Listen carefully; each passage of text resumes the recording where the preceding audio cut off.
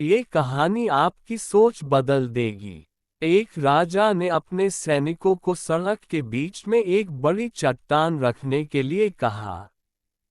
चट्टान को बीच सड़क में रखवा कर राजा ने अपने सैनिकों से छुपकर उस चट्टान पर नजर रखने के लिए कहा कि देखना उस चट्टान को रास्ते से कौन हटाता है। लोग उस जगह पर आते रहे और जाते रहे, लेकिन किसी ने भी उस चट्टान को रास्ते से हटाने की कोशिश नहीं की। उस चट्टान के पास से लोगों के गुजरने वालों में राजा के कुछ करीबी लोग और शहर के बड़े व्यापारी भी शामिल थे।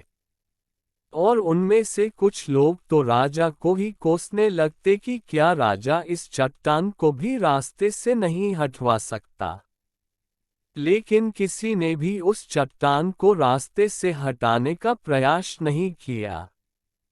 ऐसा काफी दिनों तक चलता रहा। एक दिन एक किसान अपनी सब्जियों के साथ उधर से गुजर रहा था। उसने चट्टान को रास्ते में पड़े देखा और सोचा कि सबको इस चट्टान की वजह से कितनी तकलीफ हो रही है। उसने अपनी मजबूत लाठी से उस चट्टान को एक तरफ धकेलने की कोशिश शुरू कर दी। काफी कोशिश के बाद वह उसे सड़क से हटाने में कामयाब हो गया। चट्टान रास्ते से हटाने के बाद किसान अपनी सब्जियों को उठाकर जाने ही वाला था कि अचानक उसकी नज़र एक पोटली पर गई जो ठीक उसी जगह पड़ी थी जहां से उसने वह चट्टान हटाए थे। उसने उस पोटली को खोलकर देखा तो उसमें सोने के कई सिक्के थे और उन सिक्कों के साथ राजा का एक संदेश भी था जिसमें लिखा था कि ये सोने के सिक्के उनके लिए हैं जो इस चट्टान को रास्ते से हटाएगा। दोस्तों, बिल्कुल ठीक इसी तरह हम सब के लाइफ में भी कई परेशानियां आती है। कुछ लोग उन परेशानियों से बचकर निकल जाते हैं और कुछ रास्ता बदल देते हैं।